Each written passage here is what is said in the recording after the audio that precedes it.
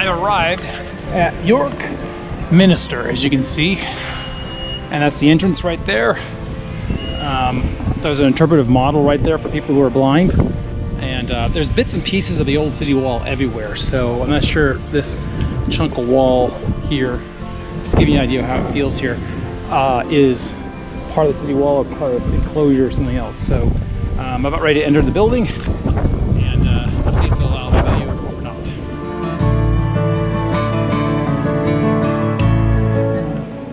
I can take video inside, which I'm very happy, but this is York Minster right here. English Gothic, extremely light and airy. As you can see, the stained glass windows, which I'm going to admire in a few minutes, left and right. The one thing that I noticed that just pops out immediately is that there's no memorials anywhere along either side. So they've kept it pure and clean, or during the Reformation, all that stuff went out the door, or it's in the crypt below. So we'll find out. That is so beautiful.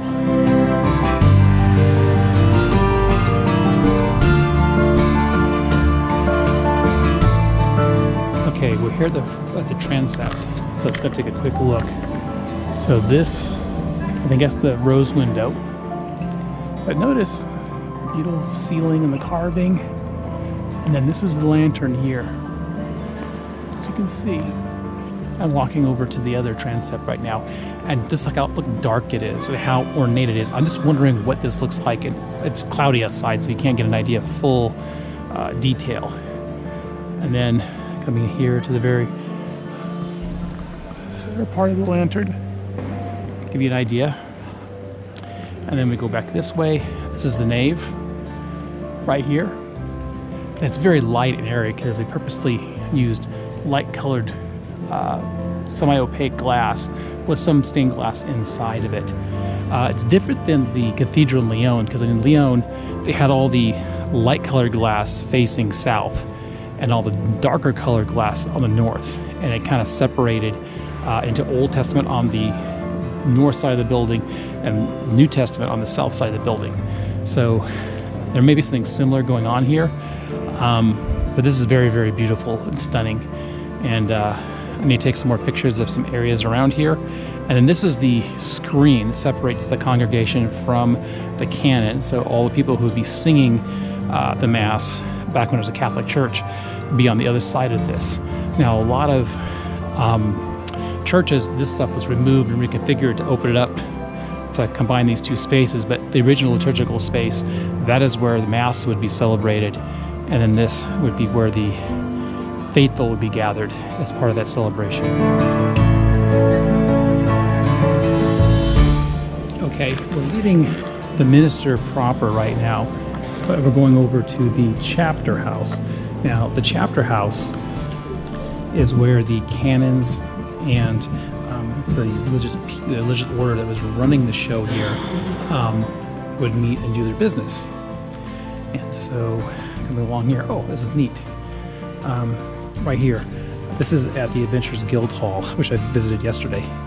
Once again, it was a great building, a great experience. But you come in here to the chapter house, and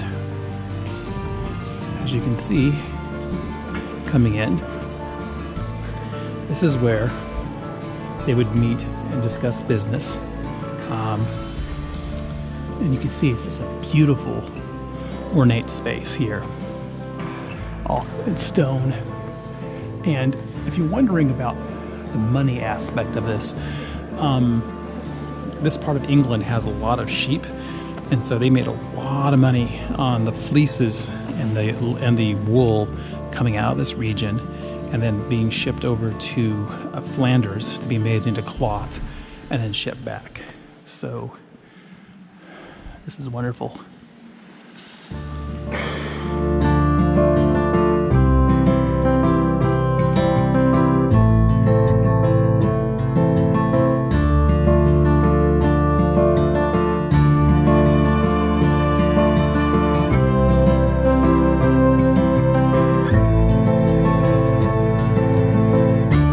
Here we are in the north transept, And so the famous window is right there, so I'll take pictures of that in a moment, but just take a look at the roof and everything coming down.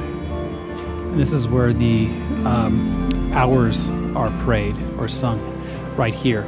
And like I said earlier, at Westminster Abbey, Westminster Abbey, and also in St. Paul's, part of the space is opened up.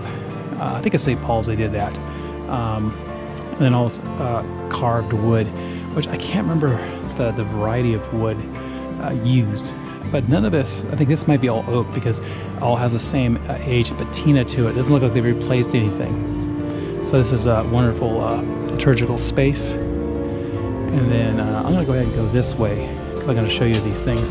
On the other side is the same thing. But in this one little area here, you have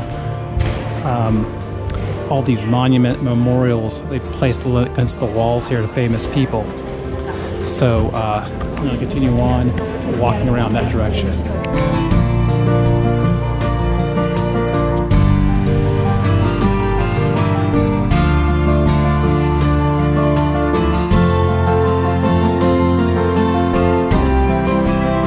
So I'm here in the crypt space, and it's below the main altar way above here. And I think this is all kind of open to the tour here in the undercroft. But you can see the beautiful stonework and archwork. Now granted, this stuff here doesn't have to be that robust to support the weight above.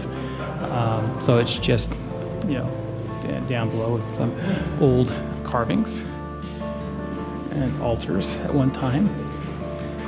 And let's see here, what's this all about? Come along over here. And this is Layers of History. And so you can see that how far down it went. So, but continue to explore. Now, part of the crypt space shows you the parts of the original cathedral that were here prior.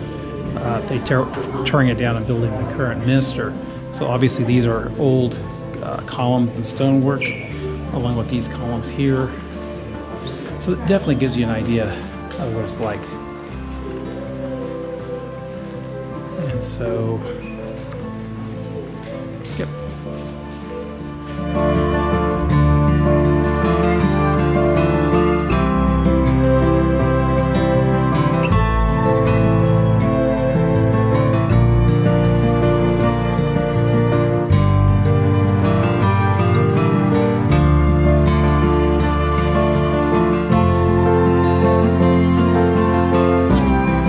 So we're in the undercroft, underneath the central part of the tower here, and apparently there's cracks in the tower. They're afraid that the central tower lantern was going to collapse, so they had to do an effort to stabilize it. And obviously this is all concrete, but that also allows you to see what the underlayer was when they did the excavations and archaeology as well. Once again, we're in the undercroft, underneath the main lantern part of the cathedral. But this talks about the Roman headquarters that was here in York back up to 400 AD. And you get an idea of what they found when they dug all this stuff up. And this gives you an idea of where everything is laid out. And it's very interesting because as you can see, I don't know if you can see it against the wall, there's a little video showing what it used to look like here at York, built next to the river. And it's kind of strange that all the roads and everything else of that original settlement or Roman fortress or just port town, there you go, see right there in the map. So this is very fascinating.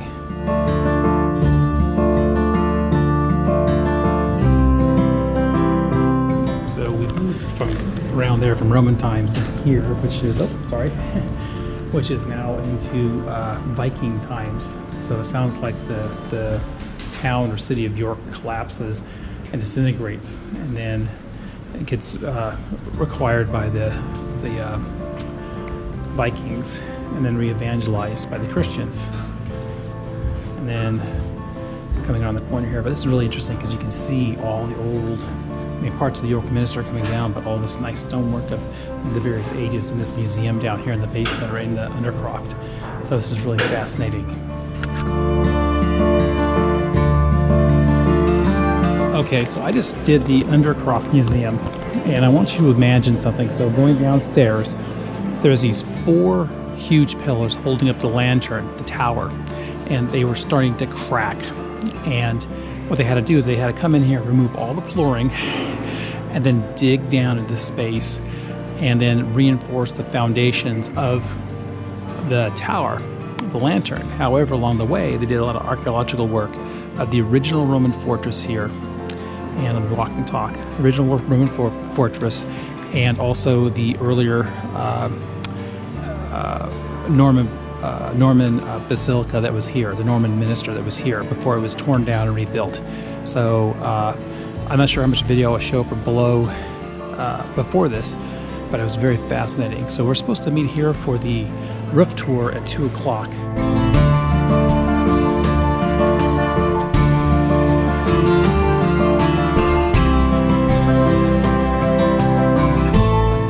Okay, climbing up to the Minster Tower. You can see how far up the ground we are. I think we're like 100 feet above the ground, maybe. I don't know, sure. I think about 100 feet. But it's a total of 275 steps, they said. So this is exciting. And this walkway is a little bit spongy, but gives you kind of uneasiness, but it gives you an idea of what the Minster Tower looks like. So, and I'm gonna walk in here and take a snoozer. Turn this off in a second, but this is what we're walking through right now. Oh, here we go. This is what we're doing. Turn it up here a little bit.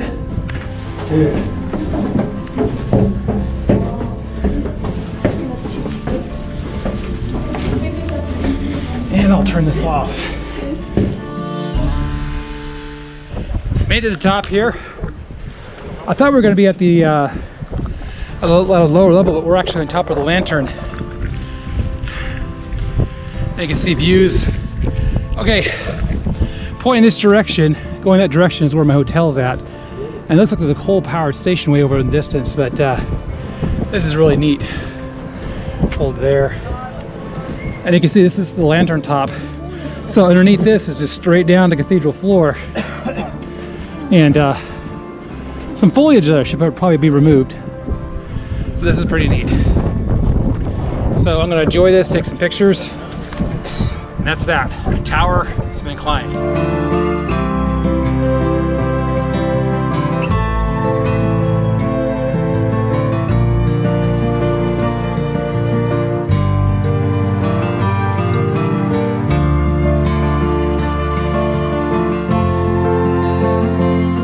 Okay, so I guess it doesn't stop here. I mean, it goes all the way up the roof and goes all the way around, but I was telling somebody it's a little bit unnerving because you read down below underneath the tower, it was in danger of collapsing back in the 60s, and they had to fix everything. And they did an archaeological dig and reinforced the foundations of the tower so that way the tower supporting columns won't collapse. Because it's just these 4 corners, it's supporting all that weight up there. But it's really neat, and it's starting to sprinkle a little bit, which I'm fine with, but you can see people walking back and forth. And then my hotel is back that direction somewhere, but this is so cool. I mean, a great day here in New York.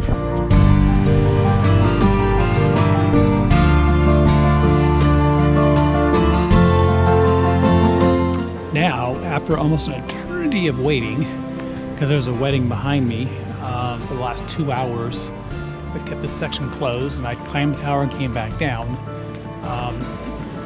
I get to see this finally. This is the reason why I came to York Minster, is the east window.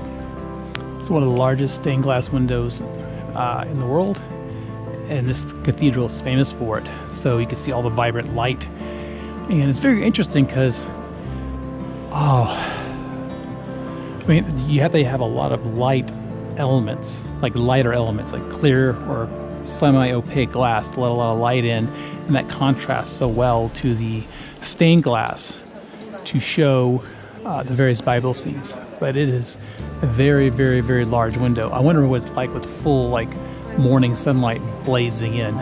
And there's a side chapel here, more stained glass. But I'm pretty much well done with my tour of the cathedral here. Had to take a little rest break, about half an hour, waiting for things, more like 40 minutes to get things cleared up. But they're doing restoration work on this side, and you can see some of the elements, the non-stained glass windows there. So, and higher up. So, very beautiful.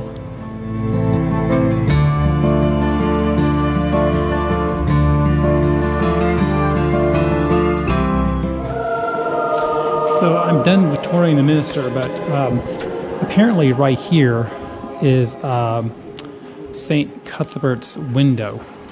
And so I'll take some pictures of this, but these are actually pieces of the window. So this is a piece of the window they've removed here, a piece of the window they've removed here,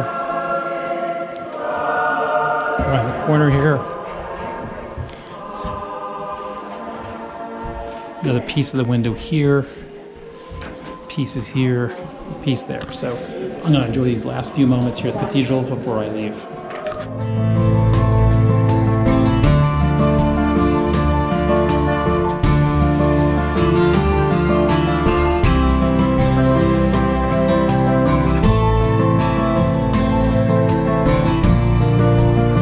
Well, I'm done here. York Minster. You can see up there, that's where I was walking earlier. So you kind of walk up through the wall, up to the tower there, out there, then up there to the roof in the corner. So pretty amazing stuff. Definitely worth the stop. Definitely today was the right day to go see it.